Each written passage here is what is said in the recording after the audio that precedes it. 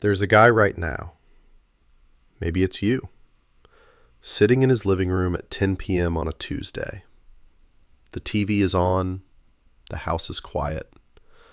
Nobody's asking where the remote is. Nobody's wondering what's for dinner. Nobody's waiting for him. And honestly, he kind of likes it. At least that's what he tells people. I'm Dave, and today we're getting into the psychology of the Gen X man who lives alone. Because from the outside, people see the same thing. A quiet house, a man by himself, and they immediately assume something must be missing. But that's not always what this story is about. A lot of Gen X men didn't end up living alone by accident. They built a life that way. The coffee is made exactly how they like it. The thermostat stays where they put it. Dinner happens when they want. The weekend belongs entirely to them. Nobody else's schedule, nobody else's preferences, nobody else's problems. For some men, that's not loneliness. That's peace.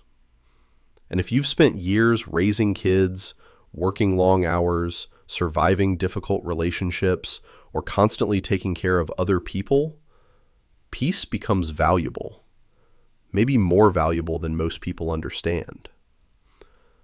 But there's another side to this, because there are usually two roads that lead here.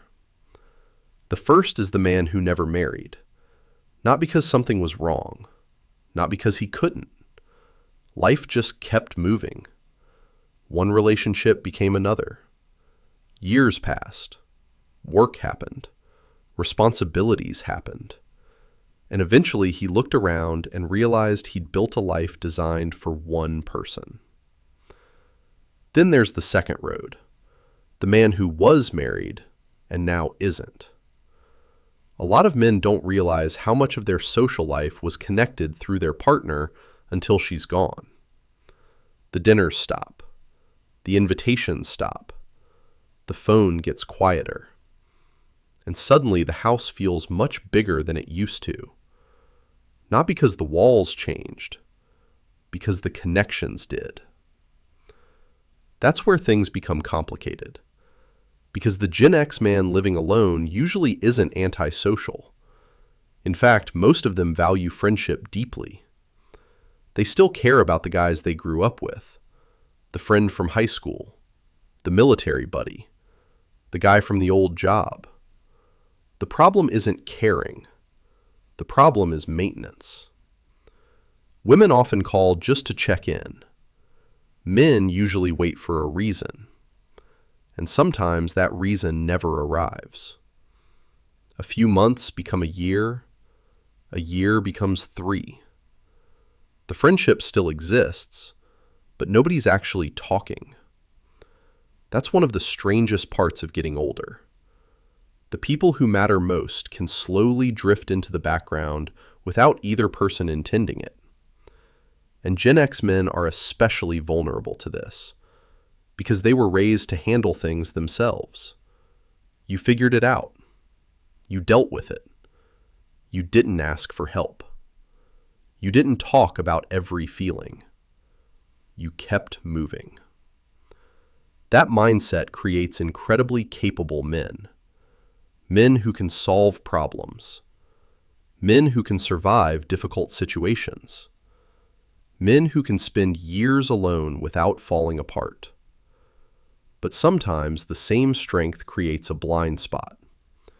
Because independence and isolation can look almost identical from the inside. At first, the quiet feels like freedom. And maybe it is. But eventually every man has to answer a question. Am I choosing this?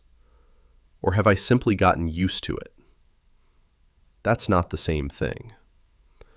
And that's where a lot of Gen X men find themselves. Not unhappy, not broken, not desperate, just disconnected. Not from the world, from people. Because the older you get, the less you need crowds, but you still need connection. Everybody does. That's the part modern culture keeps getting wrong. The opposite of loneliness isn't marriage. It isn't dating. It isn't living with somebody. It's feeling known. It's having at least one person who notices when you disappear. One person who would call if you went quiet. One person who knows you're there. So if you're the guy sitting in the quiet house tonight, I'm not going to tell you to reinvent your life. I'm not going to tell you to join a club or become a completely different person. But maybe text the friend you haven't talked to in a few years. Not because something's wrong. Because connection works better before something goes wrong. The guy on the other end might be sitting in a quiet house too. One message. That's it. See what happens. Thanks for watching. See you in the next one.